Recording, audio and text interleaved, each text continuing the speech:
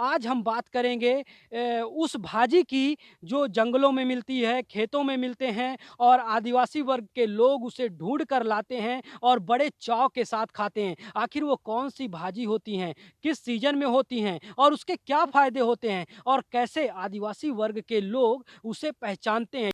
कौन-कौन सी भाजी पाई जाती है और आप कौन-कौन सी भाजियाँ खाते हैं? सर ये गाँव में जैसे देहात में अपने को एक मिल जाती है। बरसात के समय में कजरा भाजी हो गया, एक डुकरी भाजी होती है, देसी भाषा में यही कहते हैं। डुकरी भाजी हो गया, कजरा भाजी हो गया, छिलवारी भाजी हो गई और ये और जो गूमी भाजी हो गई। घूमी भाजी और जो थोड़ी-सी बरसात के बाद होती हैं, कौन-कौन सी? बरसात के बाद में आपको ये एक हुरहुरिया भाजी होती है, राई वाई बोते हैं, उसी टाइप में हो जाती है। और सयाने बताते थे कि ये बहुत औषधि का काम करता है, दवाई लगता ही है। अब क्या है कि अभी नए लड़के जैसे हो गए, अब हम थोड़ी बहुत पहचानते हैं। सयाने लोग हमको बताया गया कि इनको खाना चाहिए। चकोड़ा भाजी भी खा लेते हैं। हुँ, हुँ। तो अब जो अभी के नए बच्चे हैं, उनको हम खुद नहीं पहचान पाते हैं। कुछ चीज़ों को पहचान करवाए हैं उनको, बस हो गया। तो और ये दवाई जो आ रही है आजकल, चारा में डाल देते हैं, तो उससे ये भी नष्ट होने के कगार में ही हैं।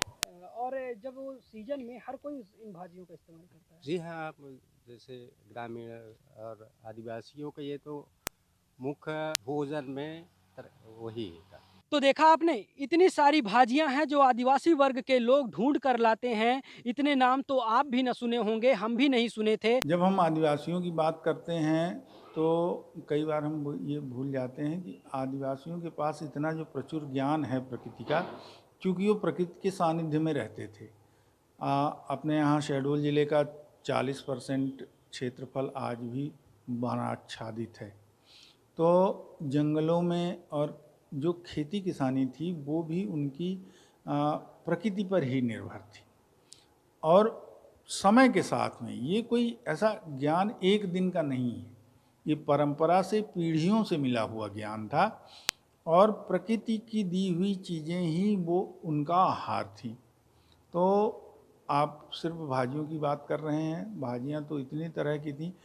और सबसे बड़ी बात ये थी कि ये जो भाजियाँ हैं, ये एक तरह से उनके लिए औषधि भी है। सुने होंगे चकौड़ा, चकौड़ा जहाँ होता है आपको पता है वहाँ गाजर घास नहीं होता है, तो चकौड़ा की भाजी भी खाते थे।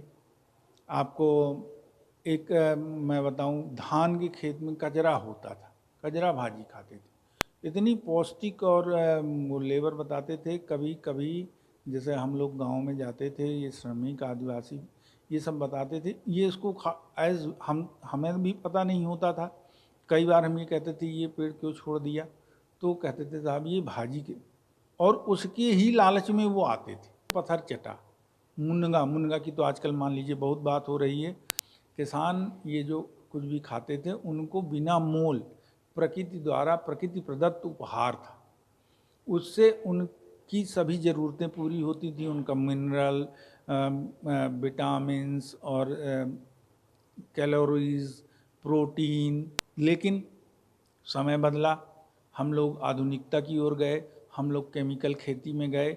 और सबसे बुरी बात तो ये है कि जो वीडीसाइड हम लोग उपयोग करते हैं उससे बायोवर्सिटी का बहुत ज़्यादा विनाश होता है। इनके तो बहुत सारे नाम हैं जिनको तो कई बार हम भी नहीं पहचानते, वो कृषक भाई भी नहीं पहचानते। कुछ लोग जानते हैं, धीरे धीरे ये इनके भोजन से हटता चला गया। कई सारी भाजियों की जो प्रजाति है वो विलुप्ति की कगार पर है। शहडोल से अखिलेश शुक्ला, ईटीवी भारत, मध्य प्रदेश।